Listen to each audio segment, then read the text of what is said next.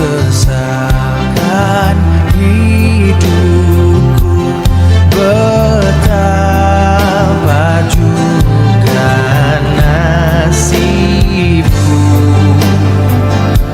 sebab Engkau tetap dekat, tanganmu ku pegang erat. Shalom, bagaimana kabarnya hari ini? Luar biasa saudara ya, kita punya Tuhan yang luar biasa. Dan hari-hari ini kita sedang memperingati pencurahan Roh Kudus ya. Tapi tadi pagi juga kita dikagetkan dengan bom yang meledak di Surabaya saudara ya. Dan kita gak perlu heran lagi ya, karena itu sudah tertulis di dalam firman Tuhan, sudah mulai digenapi ya. Katanya ada 25 titik, yang ditemukan baru 5 titik ya. Tapi kita percaya kalau Tuhan tidak izinkan itu tidak akan terjadi. Kalau itu terjadi berarti Tuhan izinkan. Bagaimana respon kita menghadapi semua? Alkitab berkata di akhir zaman akan datang masa yang sukar. Ya, saya percaya ini saatnya gereja Tuhan bangun. Ya, ayo bangun. Kita jangan tertidur, tapi bangun saudara. Lihat perkara-perkara yang Tuhan mau buat. Langsung saja kita buka dalam Injil Yohanes pasal yang ke-16, kita baca sama-sama. Ini adalah nasihat Yesus sebelum dia pergi meninggalkan dunia ini saudara kepada murid-muridnya. Waktu itu Yesus tahu dia akan mati, lalu dia akan pergi tinggalkan dunia ini. Tetapi sebelum dia pergi, dia tinggalkan pesan bagi murid-muridnya. Kita baca sama-sama ayat yang pertama, Injil Yohanes pasal 16 ayat yang pertama berkata begini. Ya, semuanya ini kukatakan kepadamu supaya kamu jangan kecewa dan menolak aku. Ya, Yesus memberitahukan ini kepada murid-muridnya. Kamu jangan kecewa dan menolak aku. Bukankah kita semua tahu bahwa mengikut Tuhan itu bukan bicara tentang enak-enak. Amin. Gak ada amin ya. Yesus berkata begini, jika engkau ingin jadi muridku, pertama sangkal dirimu, pikul salibmu, lalu ikut aku. Ya, bicara mengikut Tuhan bukan enak-enak aja, berdoa dijawab, dapat mujizat, ini enak semuanya. Lalu kesaksian kita yang enak-enak. Kesaksian Kristen di Indonesia sama Kristen di China itu beda. Ya, kesaksian Kristen di Indonesia itu ada masalah dijawab tepuk tangan jemaatnya. Kesaksian di China mereka ibadah sembunyi, dikejar-kejar, mau dibunuh sama tentara. Kesaksian di sana seorang anak yang ikut Tuhan sungguh-sungguh sembunyi dari orang tuanya. Dia punya iman kepada Kristus. Satu saat tiap hari dia disiksa sama orang tuanya saudara, karena dia ikut Yesus. Tapi dia tetap percaya, dia tetap ikut Tuhan. Satu saat waktu dia mau berangkat di sekolah, dia ditabrak dan meninggal di tempat. Kalau Kristen di Indonesia dengar begini dia bilang, ya Tuhan tidak beserta. Tapi ketika dia mati orang tuanya bertobat. Mama papanya terima Yesus. Dan hampir setiap minggu mereka mengajak jiwa baru, kurang lebih 6-7 jiwa baru. Seringkali ada yang harus dikorbankan untuk Tuhan. Kekristenan berbicara tentang pengorbanan, amin. Kita gak bisa bicara ikut Tuhan kalau kita gak mau bayar harga. Orang Kristen yang benar harus mau bayar harga. Ketika saya percaya Yesus, semua udah dengar kesaksian saya ya. Udah pada dengar? Halo, ada orang di sini? Ya, banyak yang belum dengar? Oh, banyak ya. Banyak jiwa baru berarti ya. Haleluya ya saudara ya. Iya, nama saya Debbie Basir, tapi saya nggak ada hubungannya sama Abu Bakar Basir. Dari latar belakang yang sama, papi saya haji dan saya terima Yesus tahun 95. Apa yang tidak pernah kita pikirkan, apa yang tidak pernah timbul dalam hati itu yang Tuhan sediakan. Yesus berkata bahwa kekristenan itu pilihan ya. Kalau bukan Allah yang pilih kita nggak mungkin. Makanya Yesus berkata ya, bukan kamu yang memilih aku, tapi aku yang pilih kamu. Jadi kita ini adalah orang pilihan Tuhan. Kalau Anda tidak dipilih Tuhan, Anda tidak akan ada pada hari ini di sini. Bilang kanan kirimu, kamu tuh dipilih Tuhan loh. Ya, kalau kita nggak dipilih Tuhan, kita nggak ada saudara. Akhirnya saya ya dari kecil sudah diwanti-wanti sama papi saya jangan berteman dekat sama orang Kristen, apalagi pacaran. Kalau kamu sampai jatuh cinta sama laki-laki Kristen, apalagi menikah sama laki-laki Kristen, dengar kata papi saya, lebih baik papi bunuh kamu daripada kamu bikin malu keluarga. Dan itu tertanam di dalam benak saya. Dan saudara nggak usah heran ya, waktu saya jadi Kristen, papi saya bilang gini, papi kalau bunuh kamu, papi dapat pahala loh di sorga. Saudara bingung ya, kok bisa ada orang punya pemahaman begini? Kita lanjutin dulu baca biar saudara nggak usah bingung ya. Baca ayat 2 dan 3 saudara. Ayat 2 berkata begini dengan suara yang keras, baca jadi nggak usah tanya lagi. 1, 2, 3. Kamu akan dikucilkan, bahkan akan datang saatnya bahwa setiap orang yang membunuh kamu akan menyangka bahwa ia berbuat bakti bagi Allah. Yesus sudah menuliskan hal ini. Jadi nggak usah heran, nggak usah tanya. Kenapa dibom, kenapa dibunuh kok dapat pahala. Nggak usah bingung lagi, Yesus sudah kasih tahu. Ini nubuatan yang Tuhan tulis dan sudah terjadi. Ya. Jadi waktu saya baca ini saya sudah nggak heran lagi. Kenapa? Yesus sudah menulis. Dia bilang apa? Mereka akan berbuat ya demikian karena mereka tidak mengenal Bapa maupun anak. Mereka nggak kenal Tuhan. Nggak kenal jalan-jalannya. Ada saatnya kamu akan dibunuh. Bahkan ketika engkau dibunuh, ya dia berpikir dia berbuat bakti pada Allahnya. Papi saya bilang, papi kalau bunuh kamu, papi dapat pahala di sorga. Saya sudah nggak bingung dan ini lagi bertanya kenapa Tuhan. Memang Tuhan sudah ngomong. Udah ada ditulis di Alkitab. Akhirnya saya saudara waktu itu terima Yesus ya karena dulu sebelum bertobat saya pelatih senam aerobik saudara. Makanya gayanya begini nih. Ya. Dan tanpa pengenalan yang benar akan Tuhan saya nggak pernah tahu tujuan hidup saya mau kemana. Karena saya pikir ya saya dilahirkan, setelah lahir besar cari kerja dapat duit hidup ya udah mati.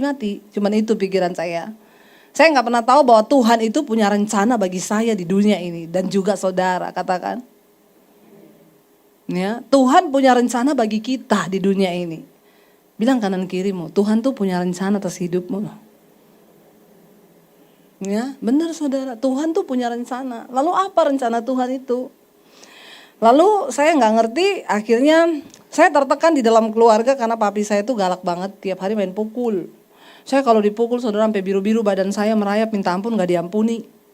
Ya, dihajar pakai ikat pinggang sampai biru-biru, dipukul pakai kayu, rambut saya mau dibotak, dijambak segala macam. Nangis minta ampun nggak diampuni. Mami saya bilang gini, kamu maklum aja kenapa papi begitu, dia itu punya banyak ilmu. Salah satu ilmu yang sangat mempengaruhi papi saya ketika dia belajar ilmu kebal. Di tengah laut, di tengah malam, bulan purnama sama dukun diisi ilmu kebal, dimandiin. Dan sejak saat itu semakin menjadi-jadi, tiap hari marah, gak pernah ada hari tanpa marah dan tanpa mukul. Makanya saya bilang orang Kristen yang tiap hari marah-marah, pasti ada ilmu kebal itu. Harus didoakan pelepasan. Kenapa? Karena Tuhan panggil kita untuk hidup dalam kerajaan Allah. Apa itu kerajaan Allah? Roma 14 ayat 12 berkata begini, sebab kerajaan Allah itu bukan soal makanan, bukan soal pakaian, bukan soal rumah mewah, bukan soal mobil mewah, bukan semua yang serba mewah yang Anda pakai di dunia ini, tapi kerajaan sorga berbicara tentang kebenaran, damai sejahtera dan sukacita oleh Roh Kudus. Kita nggak bisa bohongi diri kita, mau semewah apapun yang kita pakai hari ini, kalau engkau tidak hidup dalam kebenaran, maka hidupmu tidak akan ada damai. Dan ketika engkau tidak punya damai itu, engkau tidak punya sukacita. Yesus datang ke dalam dunia bukan bawa agama Kristen.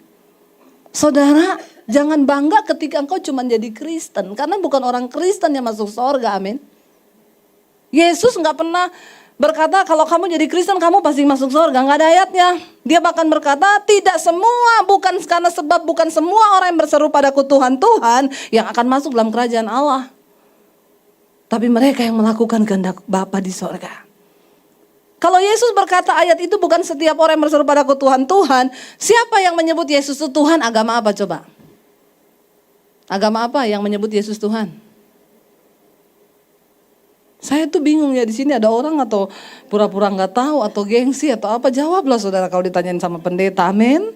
Tolong kita agak bersahabat dikit ya.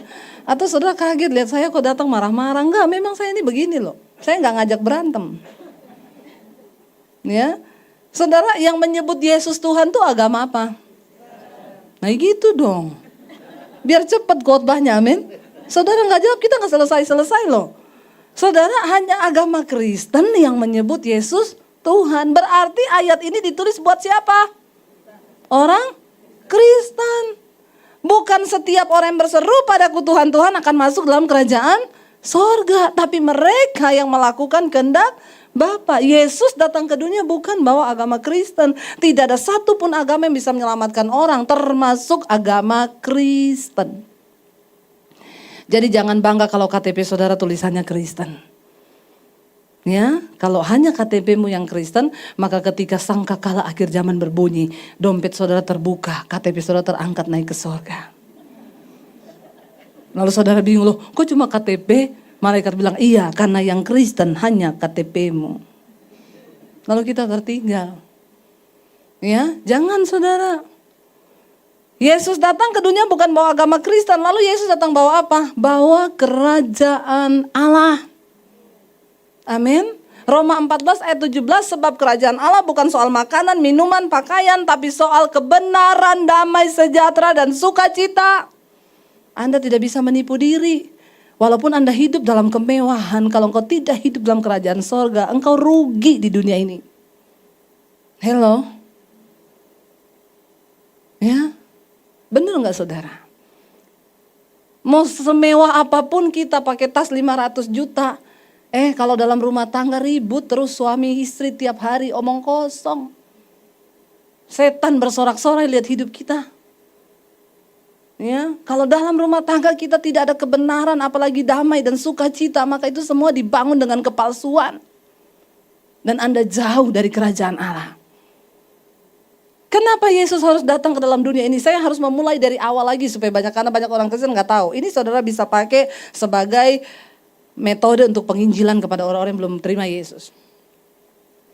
Pertama kali Tuhan menciptakan bukan setan. Yang pertama kali Tuhan ciptakan apa? Malaikat. Namanya Lucifer. Dia memimpin pujian di sorga. Lalu dia memberontak. Lalu dia dibuang kemana? Setan waktu memberontak dari sorga dibuang kemana? Yang lulus kom berapa banyak? Ya, itu loh yang Alkitab bilang, kalau dilihat secara umur, harusnya Bapak Ibu ini sudah jadi pengajar. Tapi asas-asas tentang kekristenan aja belum ngerti. Astagfirullah subhanallah. Setan, malaikat dibuang, memberontak sama Tuhan di sorga, dibuang kemana? Bumi. Waktu itu bumi masih kosong. Ketika setan dibuang ke bumi, dia membangun kerajaannya dan sistem kepemerintahannya di dunia ini. Lalu Tuhan ciptakan manusia yang serupa dan segambar dengan Allah dan sangat dikasihinya. Pertama kali manusia diciptakan, kita ditempatkan di mana? Taman Eden. Nggak perlu kerja, pengen makan durian, tinggal ngomong durian, jatuh, terbuka, makan enak. Ya, mau ngapain ada semua. Tapi akhirnya setan membujuk manusia, lalu manusia pun jatuh ke dalam dosa. Ketika manusia berdosa, Allah itu kudus, manusia berdosa, kita terbuang dari hadapan Allah. Lalu manusia dari Taman Eden dibuang kemana? Sekarang kita ada di mana? Kita dibuang juga ke bumi. Berarti kita hidup satu nusa kambangan sama setan. Bilang amin dong. Nggak usah takut ya, bilang amin saudara. Kita hidup satu nusa kambangan sama ngomongnya biasa aja ya. Ngomong setan. Ya, jadi kita hidup satu nusa kambangan sama setan. Makanya di dunia ini tidak enak. Mau sehebat apapun kita dekat dengan Tuhan, yang namanya dunia tuh nggak enak. Ada yang bilang dunia ini enak? Siapa yang ngomong dunia enak? Udah rohani semua ya. Yang masih suka dugem-dugem, enak gak dunia? Gak usah sok rohani ya. Ya, dunia enak gak saudara? Gak enak dunia ini. Kenapa? Karena ini tempat terkutuk. Dunia ini tempat pembuangan. Kita hidup satu nusa kambangan sama setan. Makanya jangan habiskan energi hidupmu untuk sesuatu yang nilainya tidak kekal di dunia. Cari duit boleh, tapi jangan mata duitan, amin. Kenapa Anda tertawa? Bilang kanan kirimu, jangan mata duitan. Hello, pakailah kekayaan yang Tuhan titipkan kepadamu untuk sebuah tujuan membangun kepentingan kerajaan Allah di bumi. Amin. Benar saudara, karena semua nanti akan dipertanggungjawabkan pada hari yang terakhir. Jangan engkau pikir kekayaan yang diberikan di tanganmu itu hari ini adalah milikmu. Semua hanya titipan Tuhan. Dan semakin banyak engkau dipercayakan, maka semakin banyak pula engkau akan dituntut. Dunia ini gak enak. Ya, siapa bilang dunia ini enak? Jangan habiskan energimu, engkau kehilangan kebahagiaan dalam rumah tangga cuma karena mengejar uang. Waktu kita mati kita nggak akan bawa satu pun dari apa yang kita punya. Seringkali orang lupa diri. Dia cari semuanya, ketika nafas hidupmu Tuhan ambil daripadamu. Apa yang akan engkau lakukan? Bukankah Yesus menulis sebuah perumpamaan di Alkitab tentang orang kaya? Semuanya ada dalam lumbung-lumbungmu, harta kekayaan yang tidak akan habis sampai berapa keturunan. Bersenang-senanglah, bersukacitalah, nikmati semua yang kau punya. Lalu Tuhan bilang, hai orang kaya yang bodoh, kalau hari ini nyawamu diambil daripadamu, untuk apa semua yang kau sudah cari itu? Kita gak bisa pegang kendali atas dunia ini, atas hidup kita. Gak bisa. Ingat akan Tuhan senantiasa. Siapa yang mau hidup sampai 100 tahun? Gak ada yang mau? Siapa yang gak mau?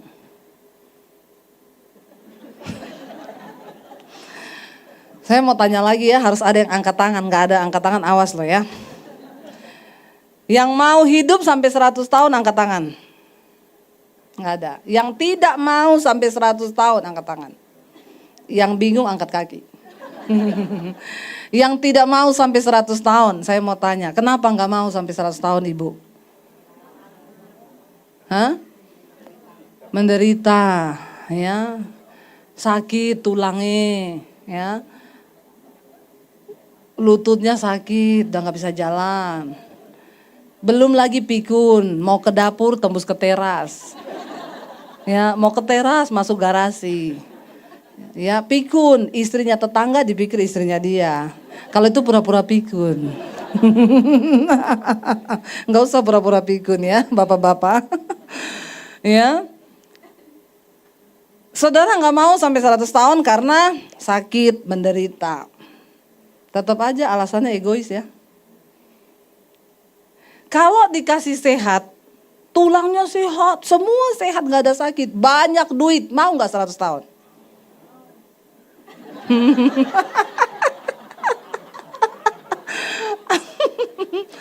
Ya, ternyata gampang sekali mengubah cara pandang saudara ya. Kasih duit aja dan semua yang enak. Langsung berubah, mau. Oh, kamu ketahuan, mata duitan. Ya, begitu kasih duit semuanya serba ini mau. Saya tetap nggak mau. Kenapa? Karena dunia ini bukan tempat kita yang sesungguhnya. Ada saatnya kita kembali ke tanah kekekalan yang Tuhan sediakan bagi saudara dan saya. Bukan di sini tempat kita, tuh bukan di sini. Karena itu orang yang percaya Yesus nggak boleh takut dengan yang namanya kematian. Rasul Paulus bilang, aku benci tubuh celakaku ini. Terlebih suka aku beralih dari tubuh ini dan pergi menetap kepada Tuhan. Kenapa? Karena selama aku diam dalam tubuhku ini, aku jauh dari Tuhan. Rasul Paulus benci tubuhnya saudara. Kenapa? Karena dia tahu selama dia hidup dalam daging ini, dia pasti jauh dari Tuhan. Dia mengerti dia harus hidup dalam kekudusan. Tetapi berapa banyak kali dia harus melanggar kekudusannya. Karena dia gak bisa tahan, dia masih bisa marah. Dia masih bisa melakukan hal-hal yang sifatnya kedagingan. Karena itu Rasul Paulus sampai kepada sebuah statement. Dia bilang apa? Bagiku hidup di dunia ini adalah bekerja memberi buah bagi Kristus. Dan mati itu adalah sebuah keuntungan. Karena aku berjumpa dengan Kristus. Di sanalah tempat kita yang sesungguhnya saudara. Amin. Bukan di bumi ini. Ada satu tempat kekekalan, tanah surgawi yang Tuhan sediakan bagi kita. Bukan di sini. Karena itu saudara, jangan tertipu dengan semua yang ada di dunia ini. Semua orang yang pernah mati ketemu Tuhan, sama Tuhan disuruh pulang ke dunia pada gak mau. Gak ada yang mau. Tuhan bilang pulang kamu, belum saatnya mati. Gak mau Tuhan. Saya berapa kali ketemu orang yang pernah mati cerita, disuruh pulang ke bumi, gak mau. Kenapa? Di sini enak Tuhan. Gak ada air mata, gak ada tekanan. Dekat dengan Tuhan, damai, sukacita. Hidup oleh manusia roh di sana, gak ada semua yang bersifat daging. Tuhan bilang pulang ke bumi, gak mau. Kenapa? Di sini gak ada debt collector. Ya, nggak ada target yang harus dikejar, mikirin urusan kerjaan, nggak ada. Ya, Tuhan suruh pulang nggak ada yang mau, tapi Tuhan bilang belum saatnya, kamu harus pulang. Jadi saudara nggak perlu takut dengan yang namanya kematian. Bagian kita persiapkan diri. Semua bisa terjadi, nggak usah bicara bom dulu baru mau mati. Ada banyak orang mulai ketakutan, wih bom di mana-mana. Setiap waktu kita bisa mati, amin. Nggak usah tunggu bom meledak baru mati, nggak usah. Orang duduk di kursi aja bisa mati. Saya punya saudara, pulang jalan-jalan pagi duduk di sofa sama istrinya ngobrol. Istrinya bilang, "Say, aku mandi dulu ya." Iya, pergi mandi 10 menit, keluar suaminya udah meninggal di sofa. Sampai istrinya nangis, "Kamu mati kenapa nggak ngomong-ngomong?" Ya namanya juga mati, masa pamit? Pamit itu piknik. Orang mati nggak pamit. Dia bilang, "Kalau saya tahu kamu mati, saya nggak mandi tadi lah." Nggak benar, siapa yang tahu? 10 menit ditinggal kamar mandi, roh maut lewat, tarik nyawanya, pulang. Orang kaya. Kurang apa coba? Nggak ada yang tahu hidup ini saudara. Teman saya suaminya matinya simpel gini, lihat, "Say, ini plafon rumah kita bocor loh." Ya udah panggil tukang ya, nggak usah kata suaminya. "Saya bisa kok, cuman pendek, nggak usah panggil tukang." Naik pakai tangga, lagi perbaiki, ada lebah hitam itu yang agak gede, terbang, kan dia lagi di atas, hinggap di dada kiri, tiba-tiba ditikam di situ. Dia bilang pusing ya, turun, pingsan sampai di bawah. Dibawa ke rumah sakit, di jalan meninggal. Dokter bilang gini, "Bu, ini sebenarnya lebah biasa loh. Kalau dia tikam di bibir atau di kuping cuman bengkak, Bu. Persoalannya dia tikam pas di pembuluh darah yang di jantung. Racunnya langsung masuk ke jantung tanpa dinetralisir dalam darah, langsung berhenti jantungnya." Istrinya berpikir, kalau saya tahu saya panggil tukang yang naik. Berarti yang diharapkan mati siapa? Tobat ya. Saya bilang kalau tukangnya naik, lebahnya nggak ada di situ. Loh benar nggak saudara? Maka ceritanya jadi berubah. Suami saya meninggal, kenapa lagi tidur ada lebah masuk kamar. Hinggap di dada kiri, tetap. Jadi bukan soal lebahnya, bukan soal tukang atau siapa, memang sudah time limit. Habis waktu. Kita nggak tahu hidup kita sampai kapan saudara. Ada di sini yang tahu hidup sampai umur berapa? Ada yang tahu matinya tanggal berapa? Ya, kenapa tanggal mati kita nggak dikasih tahu sama Tuhan? Kenapa? Supaya kita hidup berjaga. Bener, kenapa Tuhan nggak kasih tahu tanggal mati kita? Supaya kita berjaga-jaga, hidup nempel terus sama Tuhan. Karena kalau tanggal mati kita dikasih tahu misalnya ya, kamu akan mati tanggal 31 Desember 2030 seiring bubarnya Indonesia. Tolak dalam nama Yesus. Indonesia gak akan bubar. Indonesia bangsa yang dikasihi Tuhan. Karena ada anak-anak Tuhan yang terus berdoa bagi bangsa ini. Amin saudara. Kalau dikasih tahu ya kamu mati tanggal 31 tahun 2030. Maka saya yakin kita akan berdosa sampai tanggal 29. Ayo bener gak, ngaku gak? Ya berdosa terus tanggal 29 terakhir ini. Ya mau pijet dulu. Ya. Ya ke panti pijet, Alexis sudah ditutup. Tapi rohnya tetap ada nggak? Ada. Ya, pijet dulu ya sampai tanggal 29 ya. Besoknya tanggal 30 kudus. Bangun pagi ketemu teman, "Wey, mau kemana bro?" "Shalom." "Apa kabar?" "Haleluya." "Lu ngapain? Kenapa?" "Glory." "Kenapa?" "Mau mati besok." Kenapa kita nggak dikasih tahu tanggal matinya? Supaya kita berjaga. Makanya ada pepatah yang berkata, hiduplah seolah-olah engkau akan mati besok. Kalau kita semua tahu kita mati besok, hari ini kita ngapain? Kudus banget. Kalau ada ibadah 3 kali, saya ikut 3-3-nya. Kenapa? Besok mati. Nggak ada yang tahu hidup ini, saudara. Ya, nggak dikasih tahu aja masih pada sombong kita ini kadang-kadang ya. Nggak mikir ya. Lalu saya, saudara, karena saya nggak bahagia di rumah, saya tertekan, saya stres, saya cari pelampiasan di luar. Saya cerita sama teman-teman saya tempat senam, saya ini bete banget. Ngapain sih ya orang itu lahir di dunia? Lalu mereka bilang gini, hidup ini cuma sekali deh, nikmati aja dunia. Sayang loh kamu gak nikmati dunia. 1 Yohanes pasal 2 ayat 16 berkata begini. Sebab semua yang ada di dunia ini, hanya 3 hal yang ada di dunia, catat baik-baik. Ya, 1 Yohanes 2 ayat 16 tolong ditampilkan. Yang ada di dunia ini cuma 3 hal. Yang pertama adalah 1 Yohanes 2 ayat 16 ya. Sebab semua yang ada dalam dunia yaitu apa? Keinginan daging dan keinginan mata serta keangkuhan hidup bukanlah berasal dari Bapa melainkan dari dunia. Ketika setan datang ke dunia ini, dia membangun sistem kerajaannya di bumi ini. Dan Alkitab bilang, semua yang ada di dunia bukan berasal dari Tuhan. Apa yang ada di dunia ini cuma 3 hal. Pertama, keinginan daging.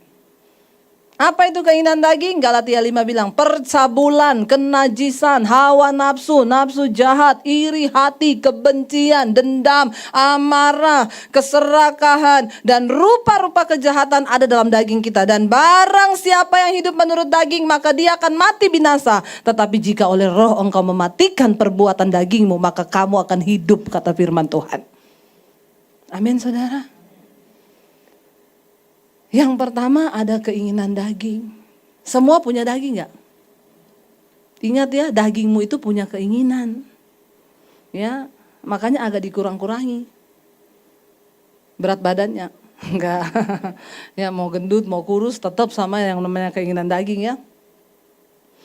Yaitu percabulan, kenajisan, hawa nafsu, nafsu jahat, iri hati, dendam, amarah, kebencian, keserakahan, rupa-rupa kejahatan ada dalam daging kita ini.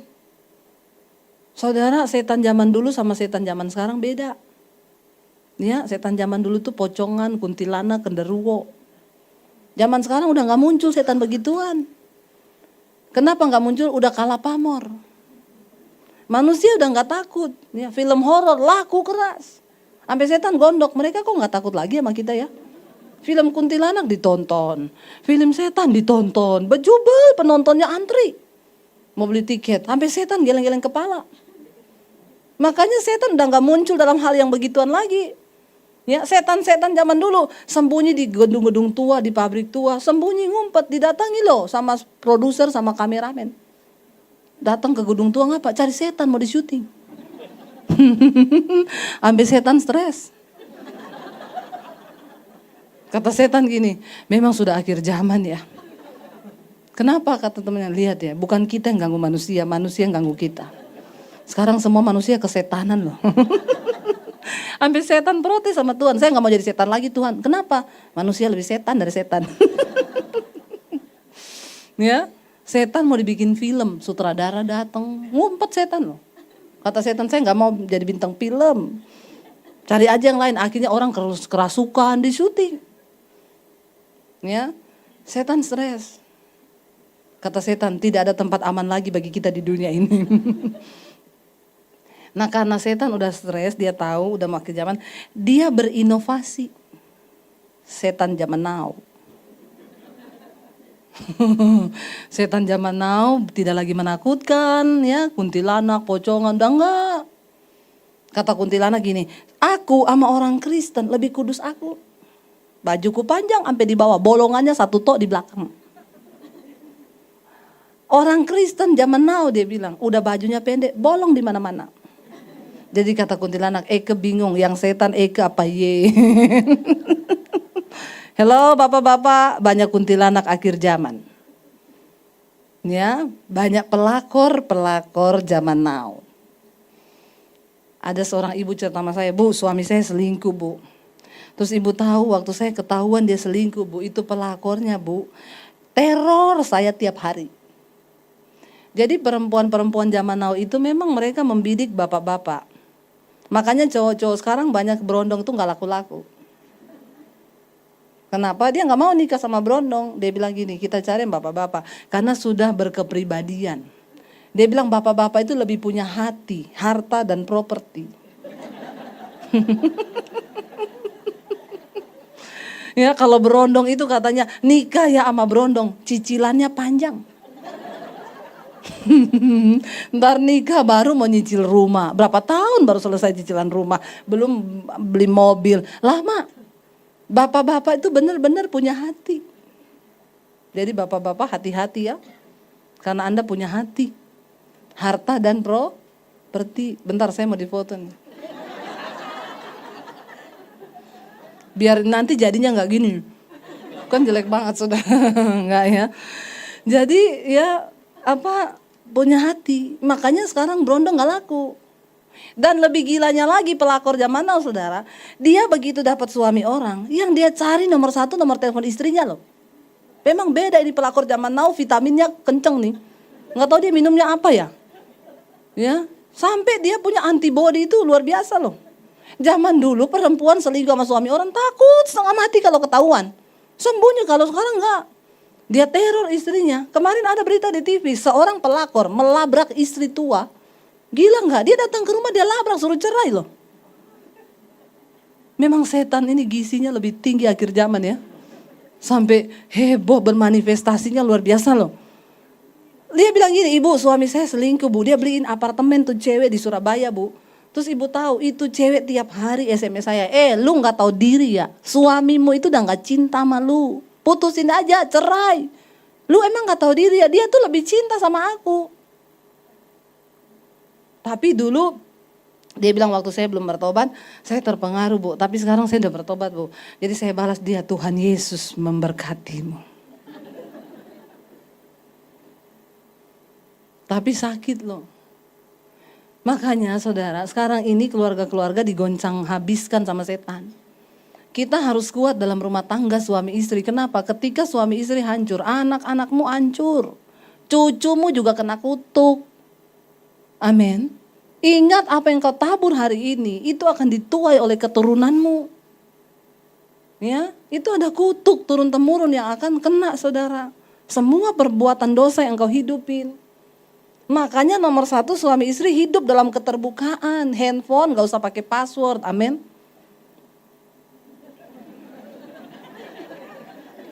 Ketahuan ini masih banyak yang pada pakai password ya.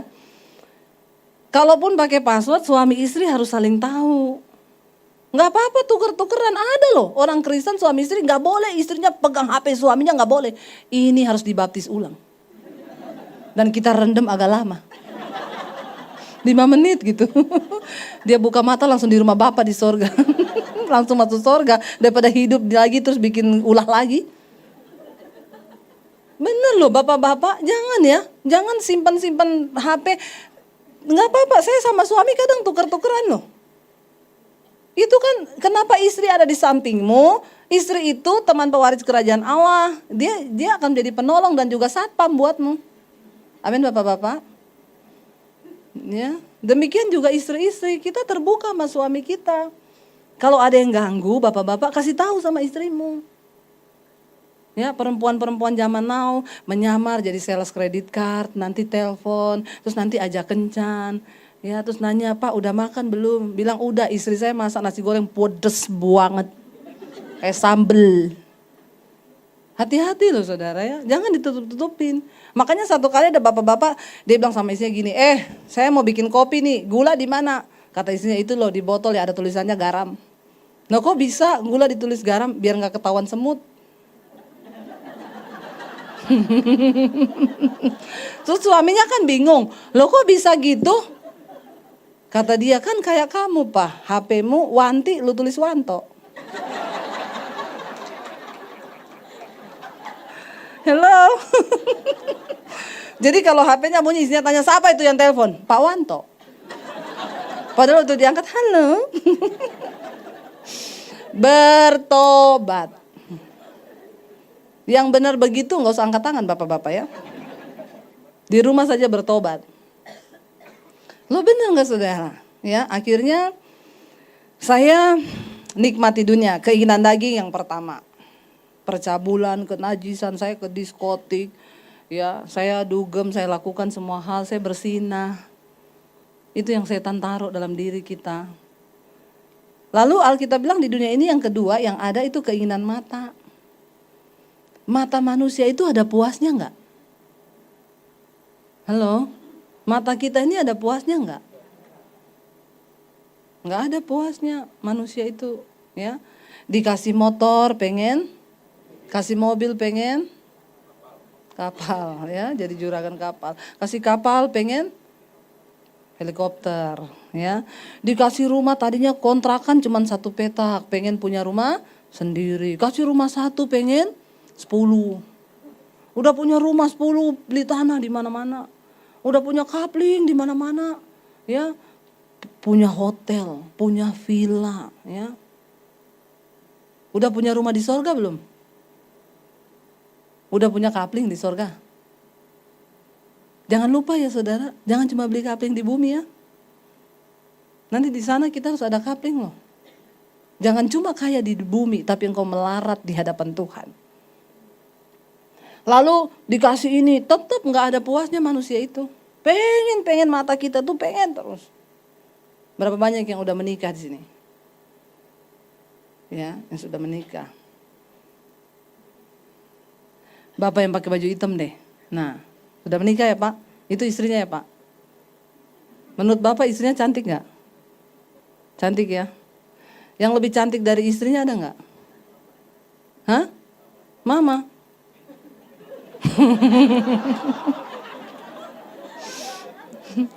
Jangan bilang mama dulu, saya tahu hari ini hari ibu ya, hari Mother's Day saya tahu. Tapi saya lagi tanya sama Bapak tentang wanita lain, jangan mama ya. Yang lebih cantik dari istrinya Bapak ada nggak? Nggak ada. Jadi cuma ibu yang paling cantik. Kayaknya Bapak harus periksa mata deh Pak.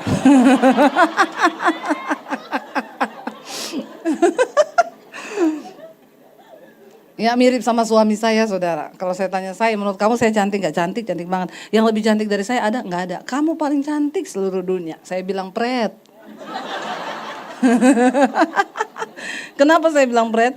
Kalau jalan di mall ada ibu-ibu cantik dilirik sama dia saudara. Tapi gak apa-apa, berarti pria normal. Yang dia lirik wanita cantik. Daripada dia lirik cowok ganteng.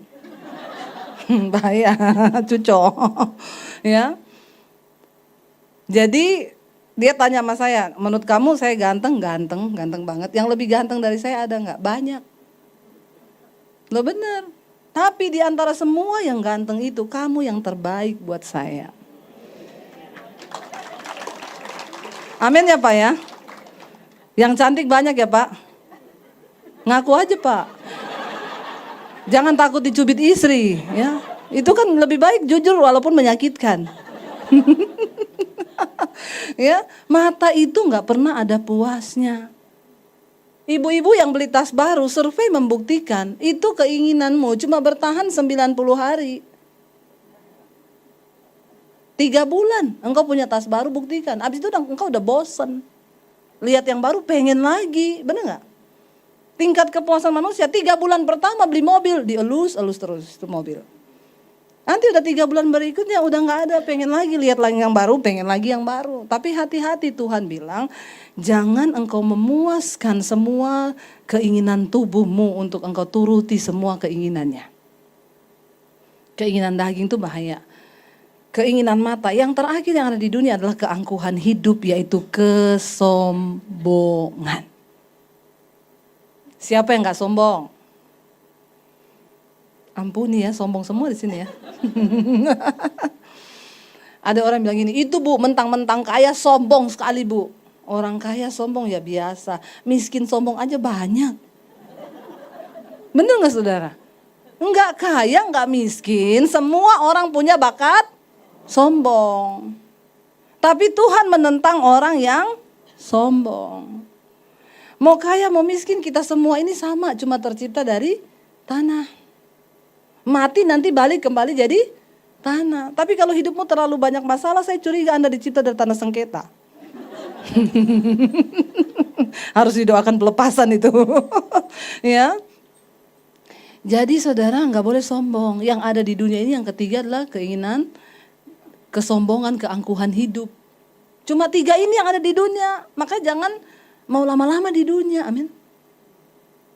Kita harus tinggalkan dunia ini. Kematian adalah awal sebuah kehidupan dalam kekekalan. Kekal di surga bersama Bapa di surga kalau hidupmu benar. Kekal di neraka jika hidupmu tidak benar. Persiapkan hidup kita. Ini saya sampai jam berapa?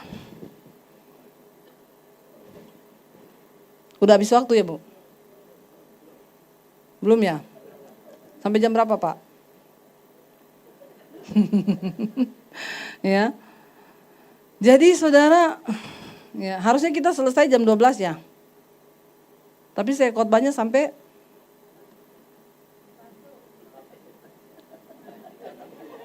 jam 1 ya Bu. Anda puas, saya lemes. Habis ini saya masih ada khotbah 2 kali lagi saudara ya. Hari Minggu itu hari dinas. Ya, pokoknya hari kerja buat hamba Tuhan. Jadi ya kita hidup ya di dunia ini cuma ada 3 hal ini. Ya, maka jangan betah-betah. Yesus kenapa datang ke dunia? Dia datang membawa kerajaan Allah. Waktu dunia ini udah hancur, dia lihat manusia hidup di dalam terkutuk hidupnya, menderita. Dia harus turun ke bumi.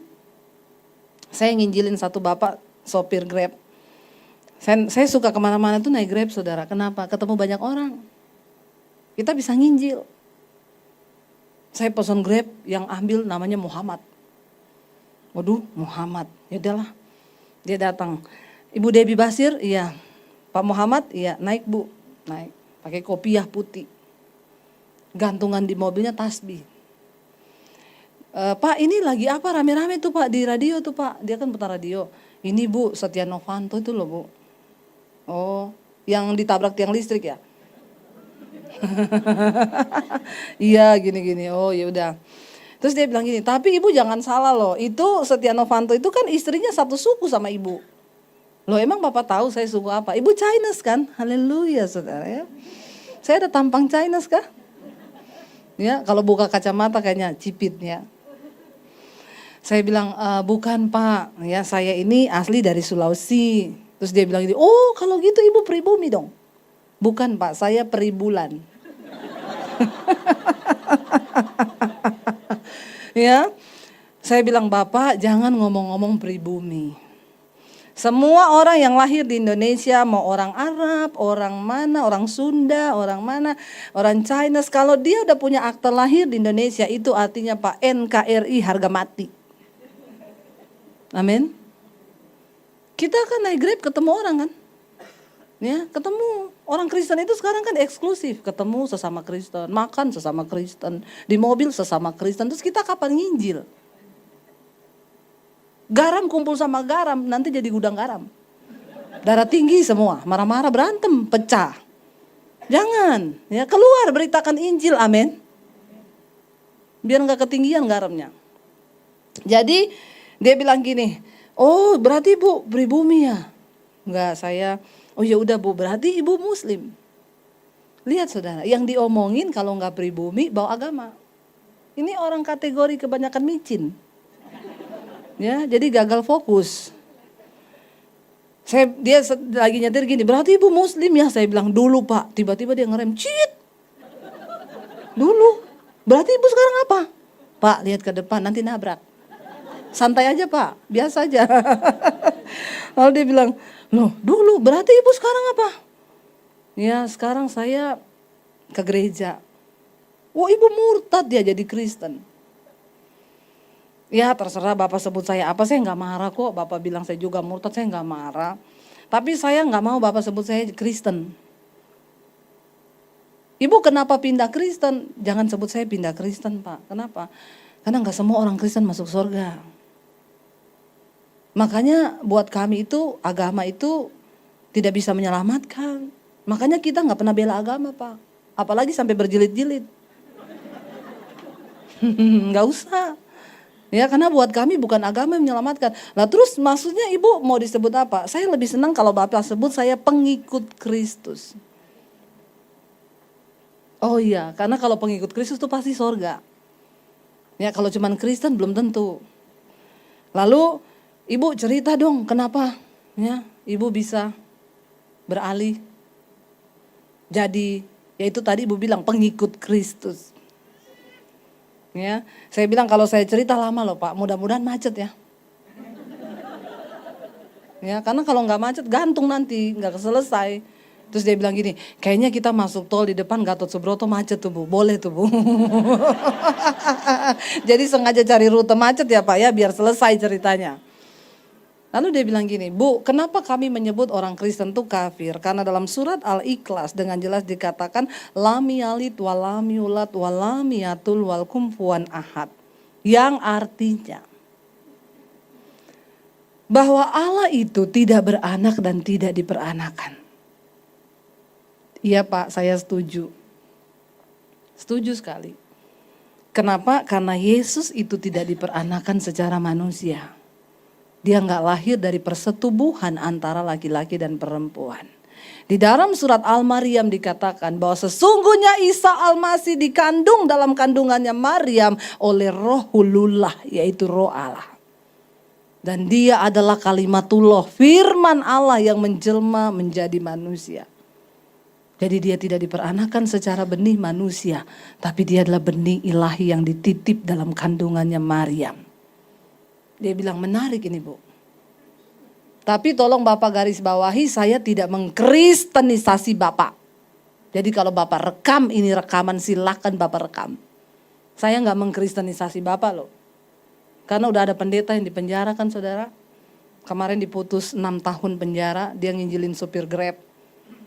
Ya, dianggap mengkristenisasi, tapi karena dia dulu mantan kiai ya, jadi dia tahu semua ayat-ayat ya. Nah dia pakai untuk menyerang, jadi dapat deh. Saya bilang saya tidak mengkristenisasi Bapak loh ya. Karena saya juga gak bangga kalau Bapak jadi Kristen. Terus Bapak ke gereja bikin penuh-penuh bangku gereja, enggak. Saya senang kalau Bapak ketemu Tuhan yang benar. Yesus Kristus. Itu aja. Lalu saya cerita sama dia saudara di jalan. Wih luar biasa ya Bu ya. Iya Pak.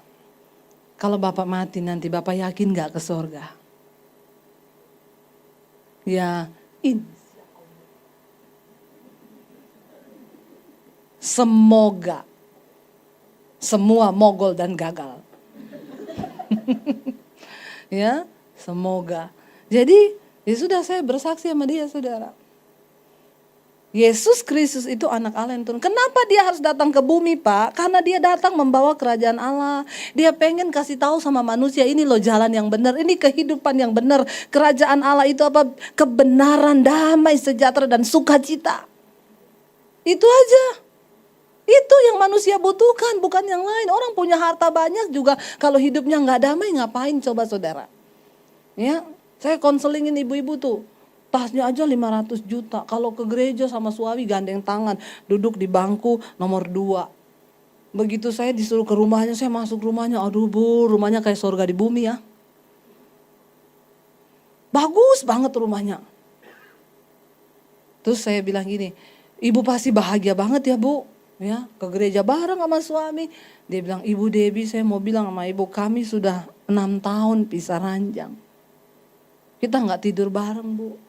Saya bilang, kenapa Ibu beli ranjang yang kecil? Yang gede biar tidur berdua, udah gede Bu. Tapi udah gak cocok.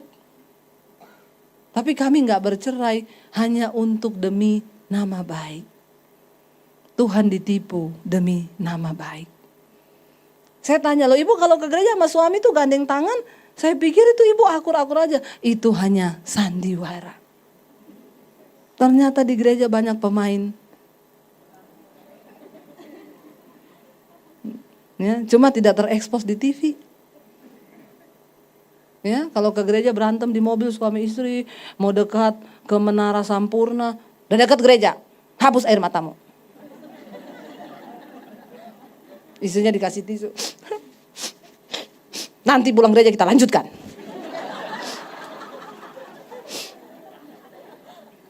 Masuk gereja salaman sama ajar. Shalom Bu, apa kabar? Baik, dahsyat luar biasa. Ya, suaminya gandeng, ayo say. Pencitraan. Dia kira Tuhan tidak lihat apa yang dia buat. Dia kira Tuhan nggak tahu. Alkitab berkata di sekeliling kita ini banyak saksi. Saksi yang pertama itu mata Tuhan.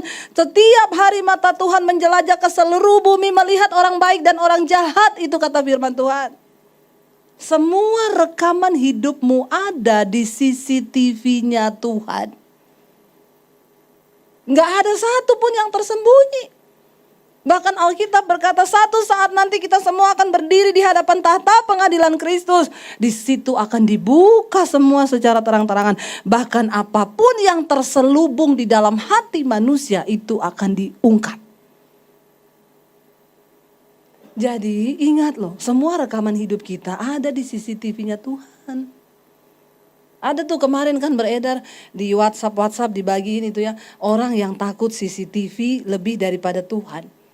Di lift dia nyolong dompetnya orang. Terus dia lihat ada CCTV dia balikin lagi. Takut CCTV daripada Tuhan. Dia gak lihat mata Tuhan tuh menjelajah di seluruh bumi. Ya, ada lagi yang di mall nyolong dompetnya ibu-ibu. Begitu dia nyolong dia lihat ada CCTV dia masukin lagi. Orang-orang yang hanya takut pada CCTV manusia, dia lupa bahwa Tuhan itu matanya merekam. Dan mata Tuhan melebihi kecanggihan CCTV manapun juga yang bisa menembus segala ruangan dan tembok-tembok yang tidak terlihat. Jadi satu saat kita semua akan berdiri di hadapan tahta pengadilan Kristus. Lalu akan ditanya, kamu pernah selingkuh gak? Demi Allah. Gak pernah. Tuhan bilang malaikat, puter channel 7. Ada rekamannya. Jadi hari ini kita pulang bertobat. Tuhan, saya mau hapus semua rekaman hidup saya yang lama. Saya mau bikin rekaman hidup yang baru mulai hari ini. Tuhan gak pernah menghitung berapa banyak dosamu, tapi dia selalu mau tunggu kapan engkau bangkit kembali untuk hidup dalam kekudusan dan perkenanannya. Amin saudara. Akhirnya saudara saya stres, saya kecewa, saya marah. Saya terusin sampai jam 12 ya Bu. Gak apa-apa ya? Boleh saudara? Ada yang keberatan? Ya, biar selesailah ya. Jadi ke depan udah gak bersaksi lagi. Jadi, karena tadi ini saya mau khotbah sebenarnya. Tapi banyak yang belum dengar kesaksian saya. Nanti Anda dibilang kurang gaul. Ya. Jadi kalau Debbie Basir ya yang mana tuh ya? Biar tahu kesaksian saya. Akhirnya saya stres, saya ikuti apa yang dunia mau. Teman-teman saya ngajak saya ke diskotik, dugem, judi. Wah ikuti daging itu kayaknya enak saudara. Tapi kita kehilangan damai sejahtera. Waktu di diskotik goyang pulang. Stres 2 kali lipat, tambah lagi. Bener. Ya, bukan bahagia, makin stres. Pada akhirnya saudara, setan itu kerjaannya mencuri, membunuh, membinasakan. Dia tiap hari mencari orang yang bisa dicobai. Jadi kerjaannya setan tiap hari berjalan keliling-keliling. Cari orang yang bisa dicobai. Jadi kalau Anda juga tukang keliling-keliling nanti ketemu banyak setan. Ya. Lalu saya jatuh, ya. Singkat cerita saya hamil di luar nikah tahun 95. Dan disitulah saya benar-benar terpuruk. Ya, saya jatuh. Setan datang gini, hidupmu udah hancur. Ya, kamu gugurin kandunganmu pun gak ada guna. Kenapa? Karena satu saat kan pasti bakal ketahuan. Jadi siapa yang mau nikahin kamu lagi? Mending kamu bunuh diri aja. Jadi saya sembunyiin saudara kehamilan saya, sembunyi sampai saya takut kalau ketahuan papi saya bisa dibantai. Saya sembunyiin, akhirnya saya cerita ke teman saya bilang, ya kamu gak mungkin nikah kan? Ya enggak lah, yaudah. Yuk saya antar ke dukun. Zaman itu tahun 95 praktek aborsi gak kayak sekarang, di tiap tikungan ada. Ya, dulu setengah mati kalau mau aborsi ke rumah sakit sama dokter ketahuan nih suaminya siapa apalagi di kota kecil begitu. Saya cerita ke teman saya, dia bilang ada dukun yang bisa gugurin.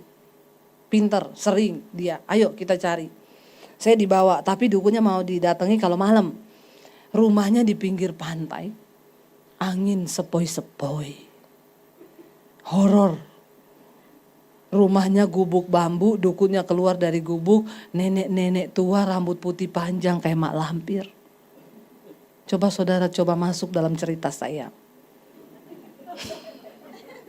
Tatap mata saya. Bener horor.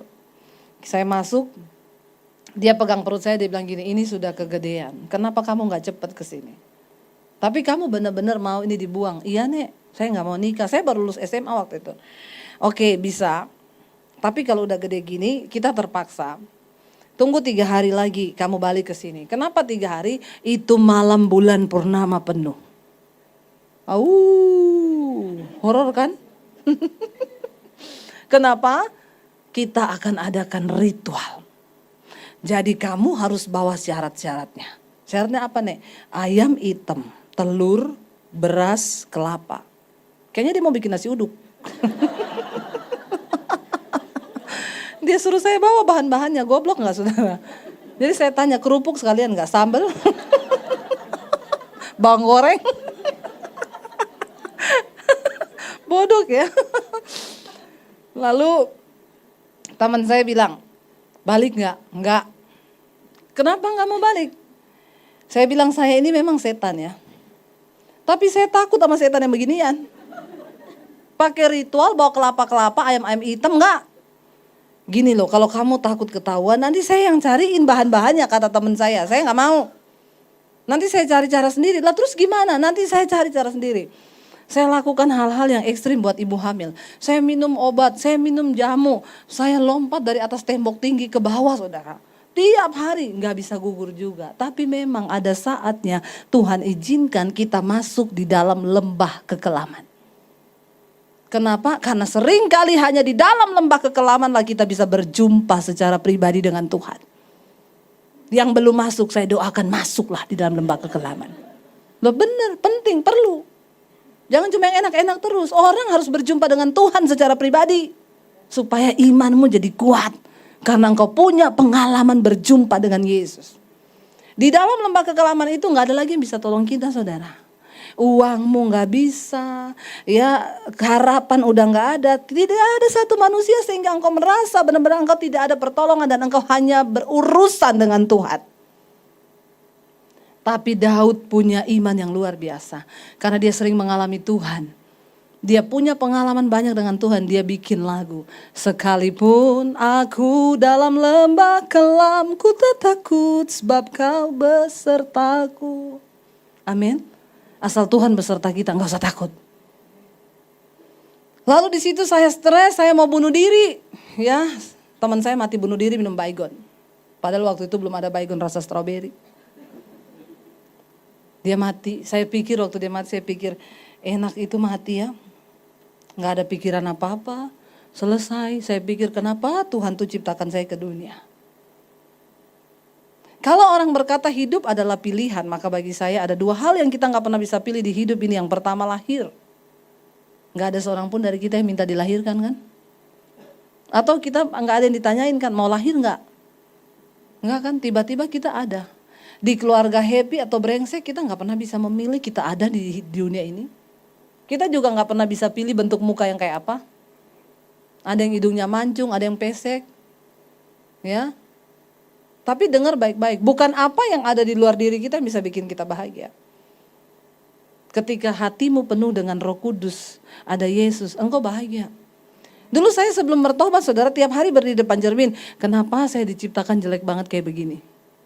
Oh udah cantiknya kayak gini loh. Masalah buat lo.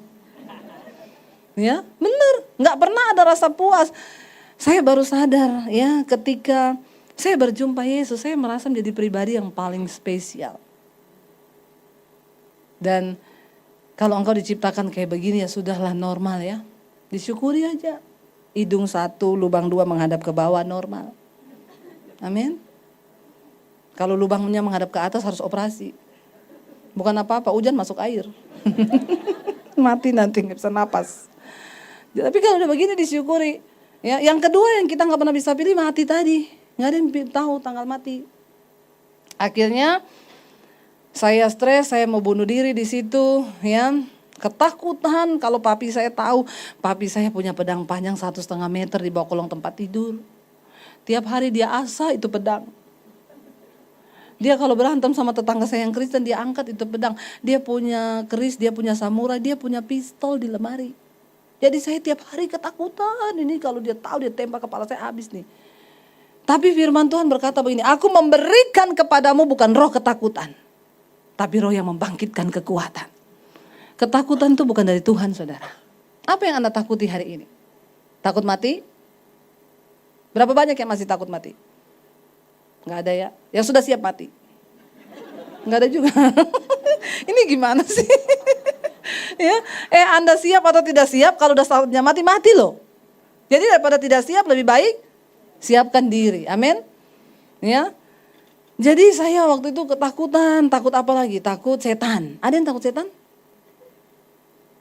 Jujur loh. Ketakutan itu roh ya, dan dia bukan dari Tuhan loh.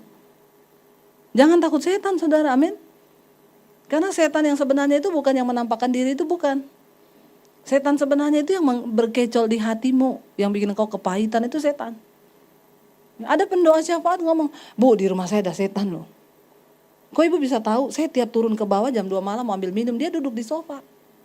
Hitam gede gitu, Bu. Terus apa ibu lakukan? Pertama-pertama lu saya takut, tapi sekarang udah enggak, Bu. Saya kalau lewat saya bilang permisi. Saya enggak ganggu kamu ya. Tan. Jadi saya tanya sama dia, ibu itu sertifikat rumah atas nama ibu atau atas nama setan? Kenapa ibu yang permisi sama dia? Ya harusnya dia dong yang permisi sama ibu. Saya bingung ya, rumahnya pendoa syafaat ada setan. Bingung gak saudara? Dulu pertama kali saya datang di Jakarta, saya kan kontrak rumah. Orang bilang itu ada, Bu, murah. Tapi jujur kata satpamnya horor. Saya bilang saya suka itu yang banyak setan. Ya, yang penting murah dulu, ambil dulu. Tapi banyak setan, Bu. Nggak apa-apa, saya datang, setan pergi. Amin. Jangan saudara datang, setan juga datang. Nah, ini nggak benar. Setan itu kan nggak tahan hidup satu rumah dengan orang benar. Jadi jangan takut sama rumah horor. Amin. Kita datang, setannya pergi. Hello. Orang Kristen nggak boleh takut setan.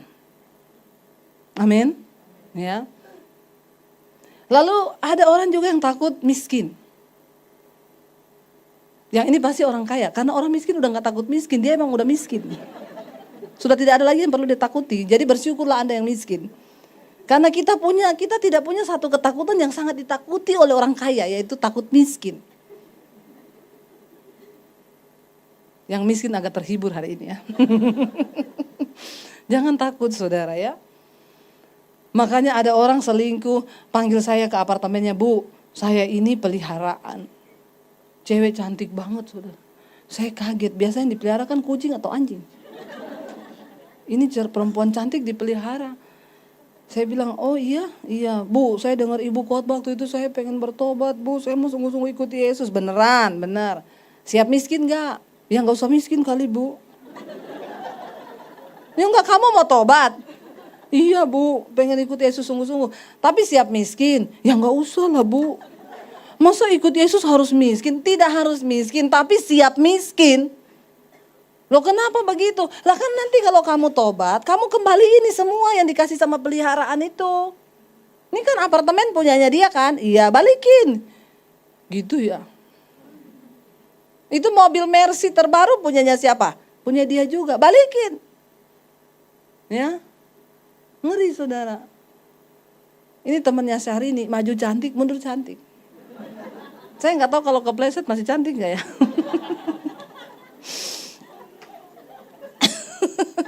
Jadi begitulah saudaranya, orang itu kadang-kadang gitu.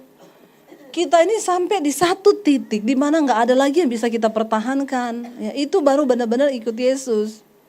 Jadi jangan takut ya. Akhirnya saudara, saya di situ saya mau bunuh diri ya, karena saya takut sama papi saya. Dan malam itu ketika saya nangis di kamar saya tulis surat buat orang tua, papi, mami, saya cuma mau bilang sekarang saya lagi hamil.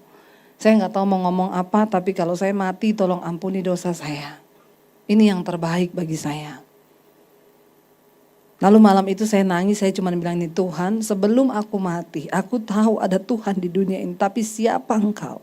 Kalau memang Engkau ada, tunjukkan dirimu kepada saya sebelum saya mati. Saya tahu kalau saya mati bunuh diri, saya pasti masuk neraka. Dan kalau semua orang yang mau bunuh diri itu berdoa minta ketemu Tuhan dulu, maka dia pasti gak jadi mati. Karena perjumpaan dengan Tuhan itu yang mengubahkan hidup kita. Dan akhirnya malam itu Tuhan Yesus datangi saya. Roh Kudus turun ke atas saya. Baca yuk ayat yang ke berapa ya? 7 kali ya. Dan kalau ia turun, Injil Yohanes tadi. Nah, namun benar yang kukatakan ini kepadamu adalah lebih berguna bagi kamu jika aku pergi. Sebab jika aku tidak pergi, penghibur itu tidak akan datang kepadamu. Tetapi jika aku pergi, aku akan mengutus dia kepadamu. Ayat yang ke-8 baca sama-sama. Dan kalau ia datang, ia akan menginsyafkan dunia akan dosa, kebenaran, dan penghakiman. Saya malam itu di jamaah Roh Kudus ini yang terjadi.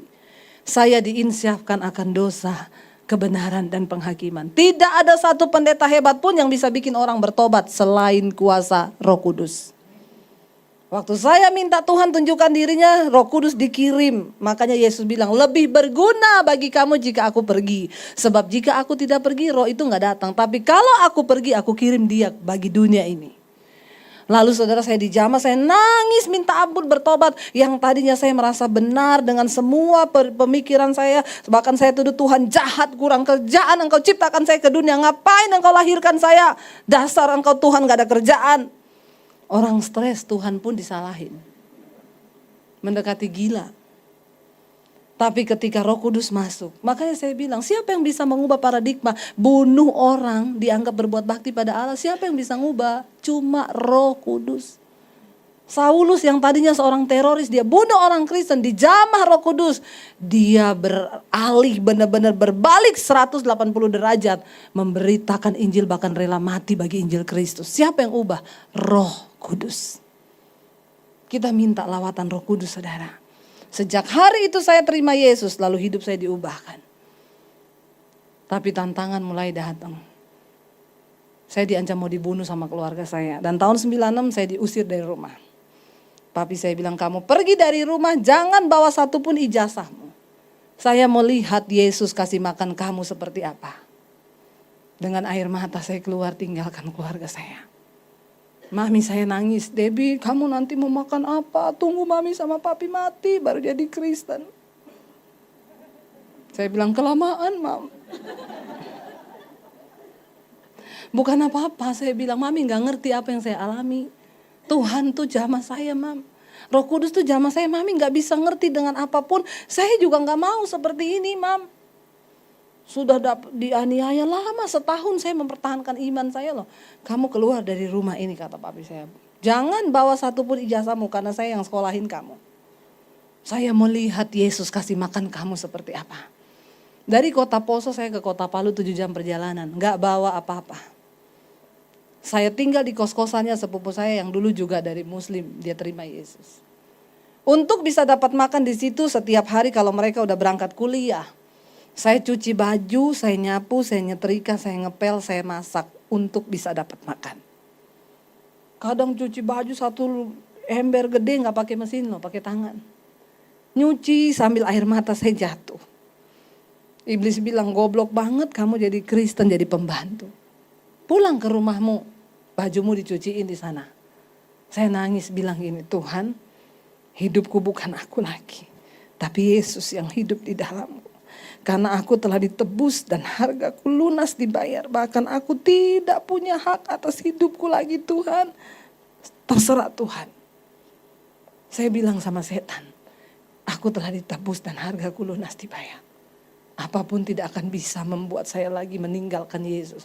Itu yang Alkitab bilang, Rasul Paulus bilang, barang siapa yang sudah berjumpa dengan kasih karunia Kristus, dia gak akan mudah tinggalkan. Entah karena kelaparan, aniaya. Setahun saya alami itu. Tanpa uang 1 sen pun di tangan. Menderita.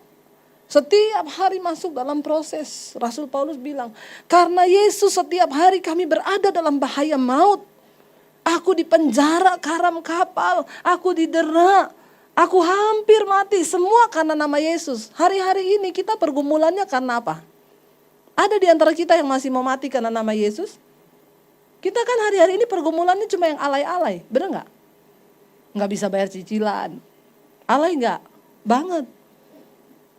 Difitnah, saya nggak terima Bu. Saya difitnah. Di mana harga diriku? Piro harga dirimu? Kalau engkau tahu bahwa hargamu telah lunas dibayar, maka engkau nggak punya hak lagi atas harga dirimu. Mau dihina, mau difitnah, biarin aja. Itu bagiannya Tuhan. Foto saya dipampang di satu gereja, jangan diundang, ini hamba Tuhan. Saya cuma nangis, saudara. Nggak apa-apa. Kalau Injil yang kami beritakan, kata Rasul Paulus, itu ditutup, maka itu tertutup bagi mereka yang akan binasa. Nggak apa-apa. Hidup ini jangankan menderita dari pihak sebelah, Rasul Paulus bilang. Bahkan dari orang-orang seiman pun kita akan dianiaya. Jangan ngomong dari seberang. Orang yang seiman, saya kalau mau lihat model-model pendeta yang zaman dulu saya ketemu, saya pernah giniin satu pendeta, Pak, saya kalau mau lihat Bapak, saya mau pindah lagi ke agama saya yang dulu, Pak. Cuma untung saya lihat Yesus, Pak, nggak lihat Bapak. Amin, saudara. Yesus itu bukan enak-enak. Saya berdoa setiap kita di tempat ini tidak ada satupun yang tertinggal. Kita akan mengalami Tuhan bersama-sama. Saya undang para imam musik. Mari kita bangkit berdiri bersama. Mari buka hati dan tangan kita, saudara, karena itu terimalah kiranya berkat dari Allah Bapa, cinta kasih Tuhan Yesus Kristus, penyertaan Allah Roh Kudus melimpah atas hidup kita mulai hari ini bahkan sampai kali yang kedua Tuhan Yesus datang menjemput kita. Nama kita tercatat di dalam kitab kehidupan. Dalam nama Tuhan Yesus yang percaya diberkati Tuhan, katakan bersama, amin, amin, amin.